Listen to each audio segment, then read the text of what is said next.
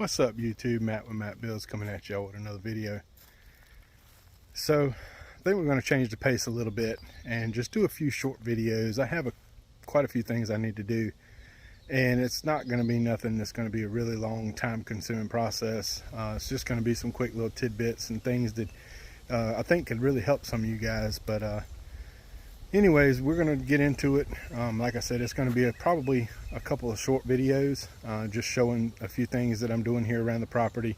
As you can see, I finally got it cleared up a little bit. Got a tree that had fallen across the fence here, so I got to get that fixed. But anyways, I hope y'all enjoy. Like, share, and subscribe, and let's get into it. First thing we're going to do, now that we've got it back running, we're getting rid of this deck. That's terrible. It's got to go.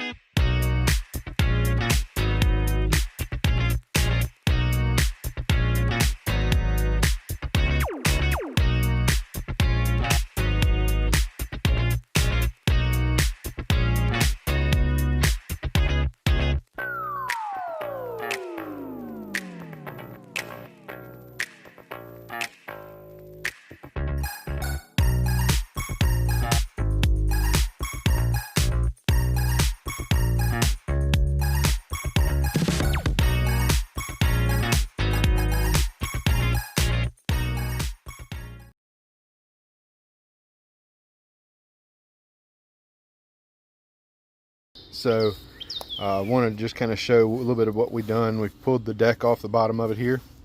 I have added a ball to the back so I can hook my trailer up. So pretty much everything's undone from the deck. We do still have the deck height lever right here on the side. I'll be pulling that off also. Right now I just kind of need this thing to work.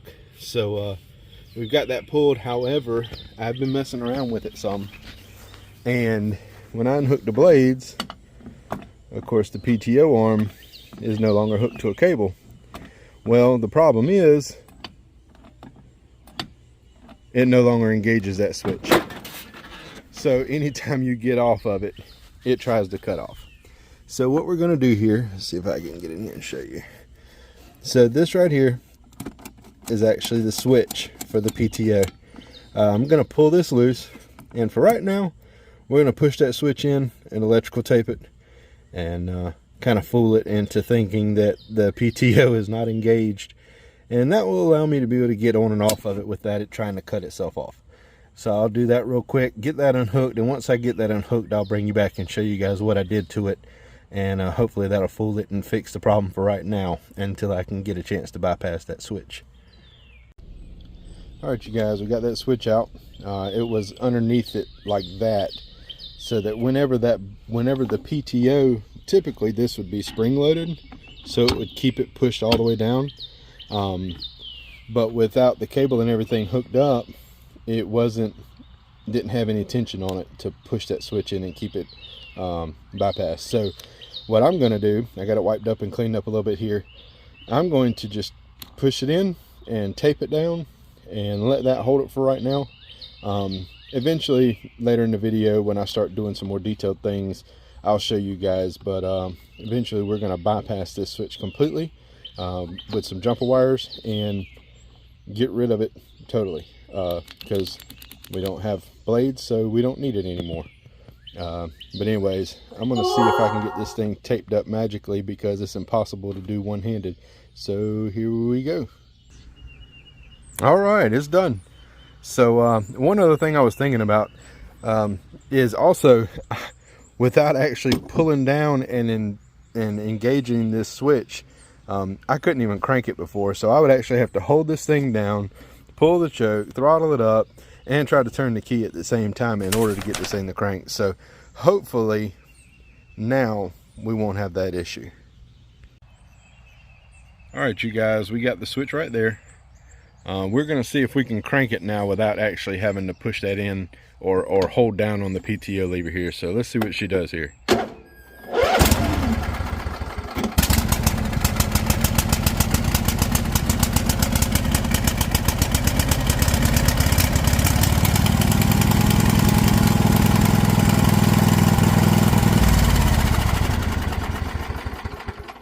There we go, guys. A little bit of electrical tape bypassing that switch. It's going to make things a whole lot easier until I can actually get around to taking that plug loose and actually putting some jumper wires and everything in there.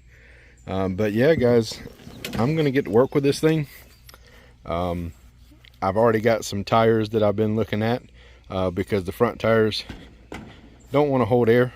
So we're going to go ahead and change these tires out, put some gnarlier tires on there. I also have a water tank. This thing used to have a bagger mounted to the back. So we're going to take that bracket and use that to put a rack on the back.